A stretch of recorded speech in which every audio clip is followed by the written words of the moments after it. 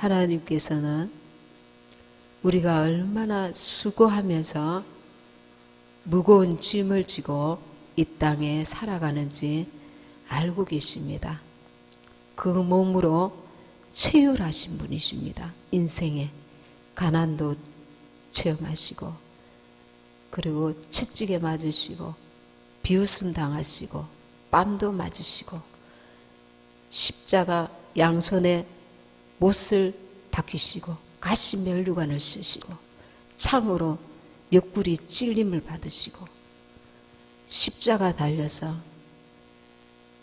엄청난 그 고통도 당하시고, 제자들의 배신도 당하시고, 머리 둘 곳 없을 정도로 가난하시고 목수의 아들로 태어나셔서 3년 공생애 동안도 하나님을 믿노라 하는 바리새인과 사두개인과 그 믿는 유대인들에게 박해를 받으시고, 친히 그 인간을 구원하려고 오신 주님께서 사람으로서 그 고통과 고난과 아픔을 정신적으로 육체적으로 다 겪으셨습니다. 인간으로 우리가 태어났다는 자체가 고난의 삶입니다. 우리는 하나님께서 동물과 달리 인간을 사랑하십니다. 만드실 때부터 영적인 존재로 만드셔서 그분과 영원히 복락을 누리도록 창조하셨습니다.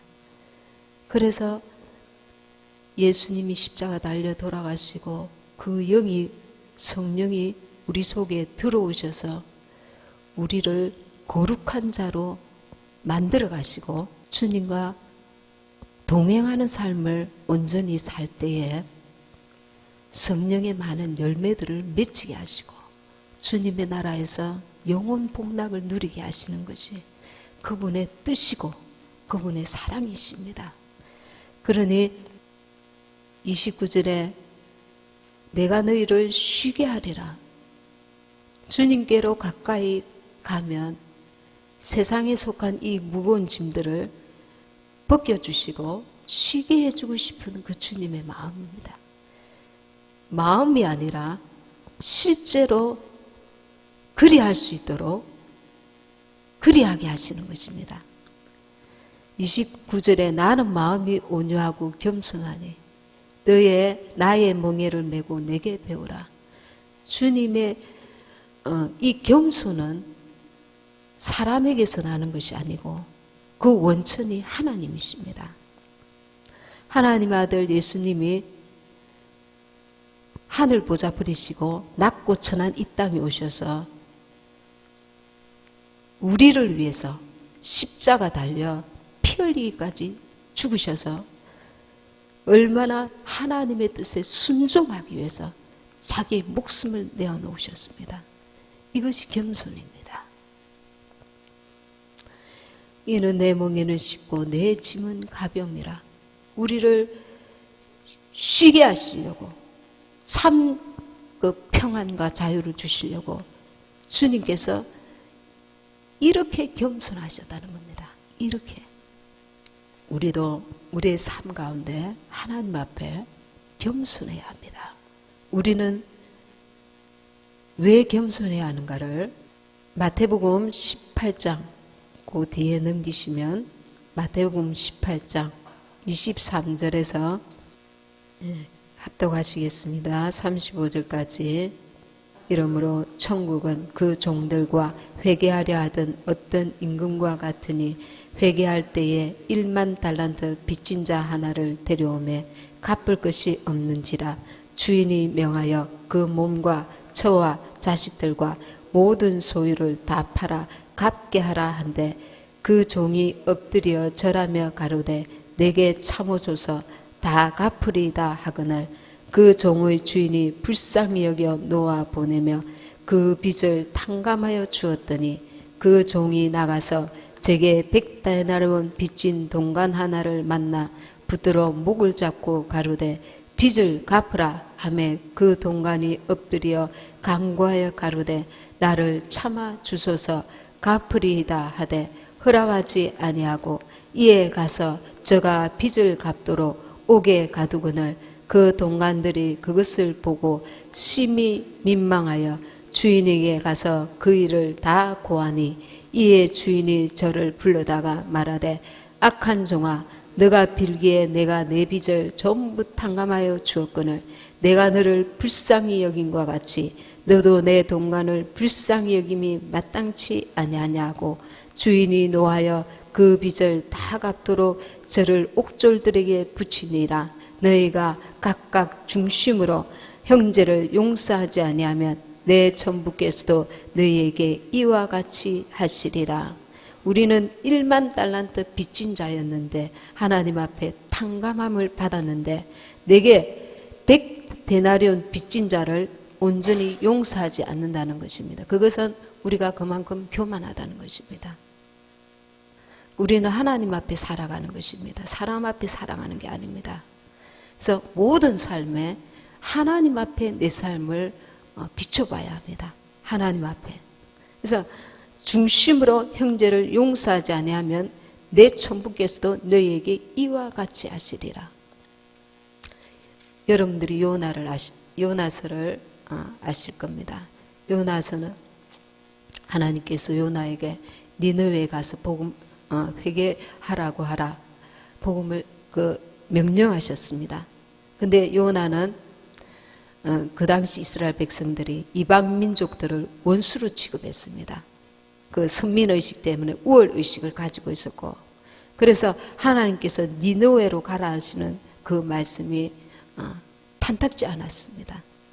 그래서 순종하지 아니하고 다시스로 가다가 그 요나 때문에 배가 풍랑을 만나잖아요. 하나님께서 우리에게 요구하시는 그 겸손은 무엇인가? 내 뜻을 내려놓는 게 겸손입니다. 내 생각, 내 고집, 내 그 판단 이런 걸 내려놓는 것입니다. 어디에? 하나님 앞에. 하나님 앞에 내 뜻을 굽히지 않고 고집을 피우다가는 이 요나처럼 풍랑을 만나게 됩니다. 왜? 나를 쓰시기 위해서. 안 그러면 나를 처박아 놔. 너 풍랑 만나. 너 죽어라. 하나님이 사랑하시는 자에게 매를 드시고 하나님의 뜻에 순종하지 못하는 교만한 자를 물리치십니다. 그래서 하나님 앞에 일꾼으로 쓰이고자 하는 자는 첫째 겸손해야 합니다. 마귀는 그 거짓의 압이고 교만의 그 앞잡입니다. 내가 하나님같이 되리라. 그렇게 해가지고 쫓겨났습니다.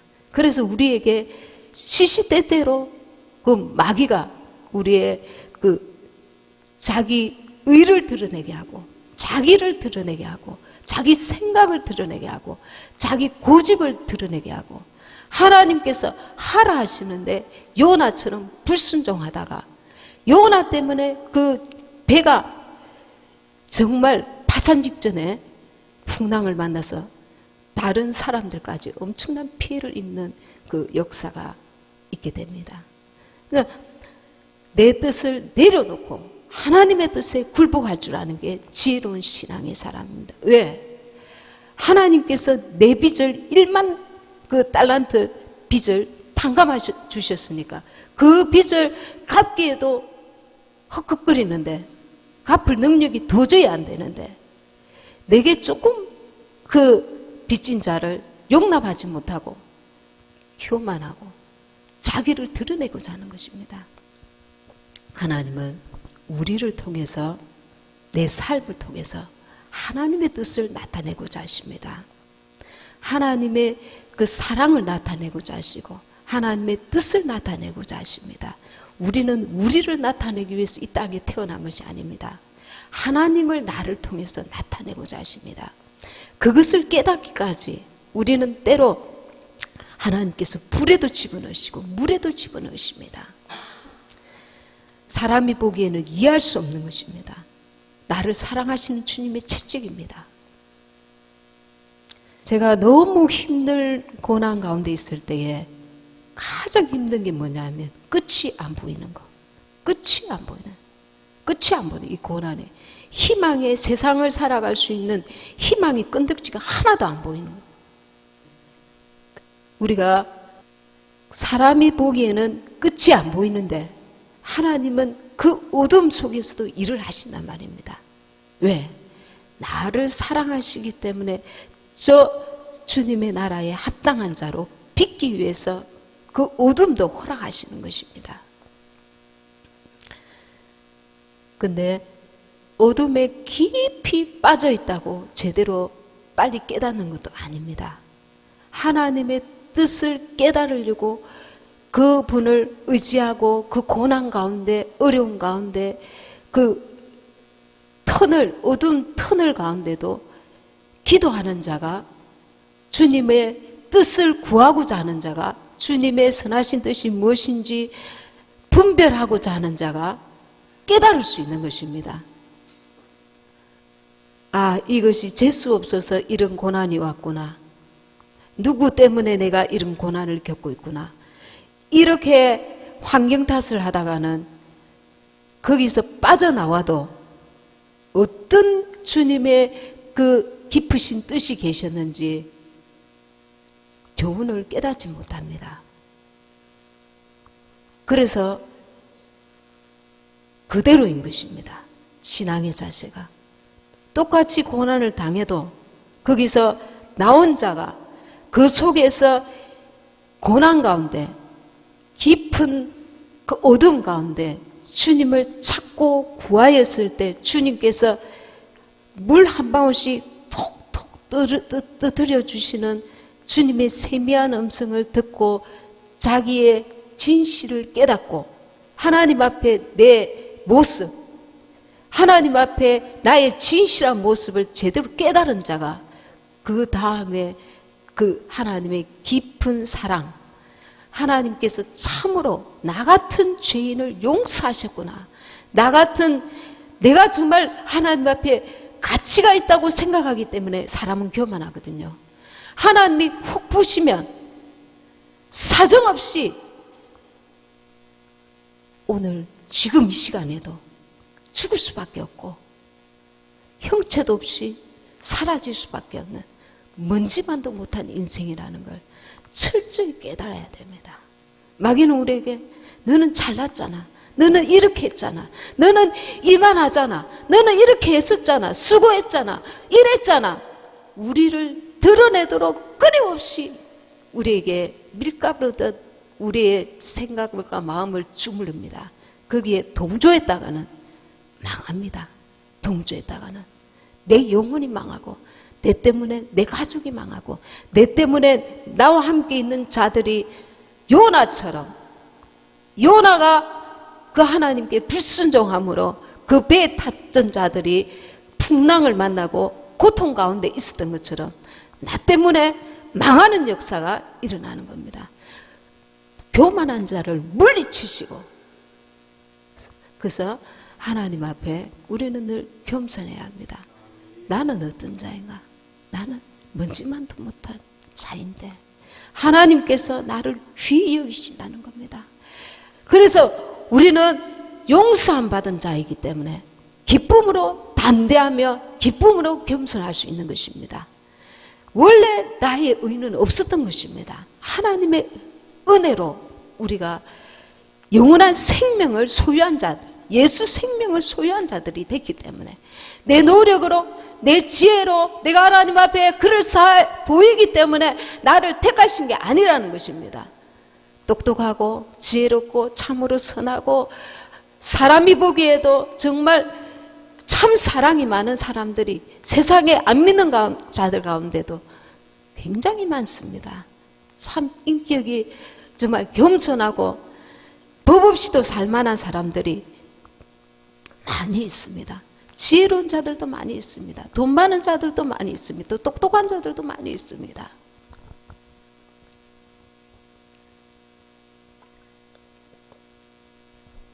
우리의 중심이 예수님을 높이고자 하는 마음보다 나를 드러내고자 하는 마음이 임할 때에 내가 그것을 거절해야 합니다.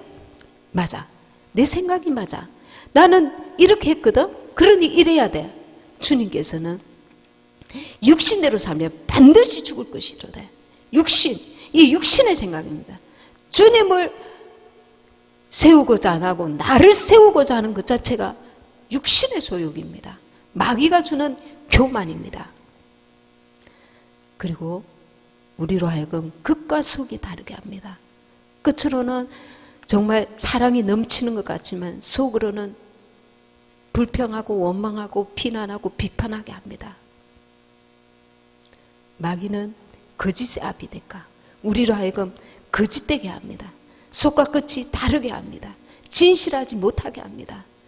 그러면 주님 앞에 나아가서 주님, 나는 이 죽음 직전까지 가본 자가 자기의 가치는 하나님께 있는 것이고 나의 가치는 처음부터 훅 불면 꺼질 수밖에 없는 인생이라는 걸 깊이 깨달은 자가 나를 찾지 않고 내 안에 주님을 세우고자 나로 살면 나는 망할 수밖에 없다는 것을 깨달은 자가 겸손할 수 있는 것입니다.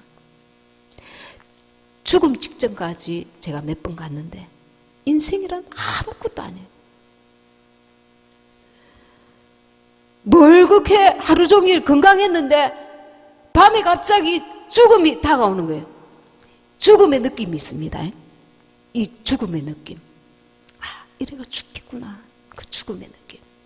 그게 올라올 때에 두려움이 엄습합니다. 아, 하나님이 나를 붙들지 않으면 나는 죽을 수밖에 없는, 정말 생명이 아무것도 아닙니다.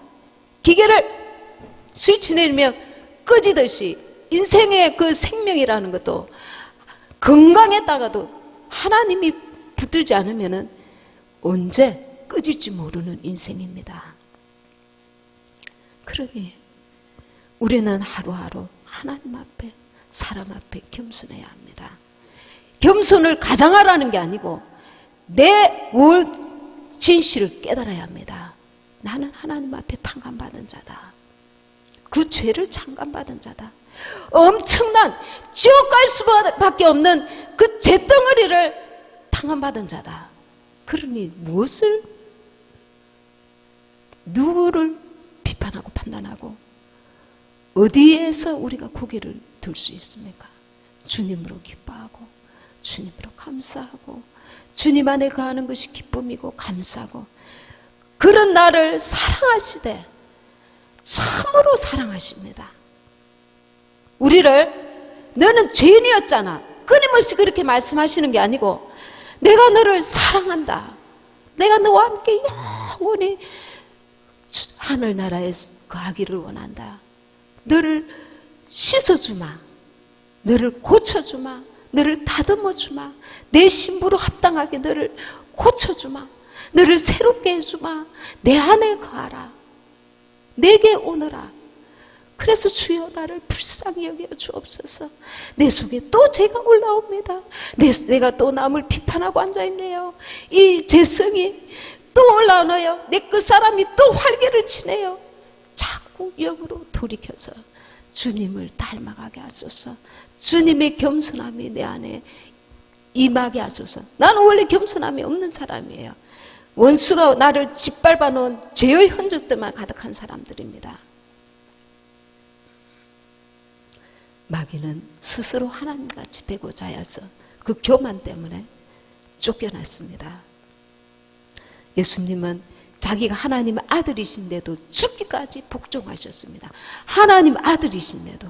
그래서 우리도 마땅히 주님을 닮아서 겸손하고 낮아지고 하나님 중심으로 나를 용서하신 주님을 닮아가야 될 줄 믿습니다. 예수님이 겸손의 원천이십니다.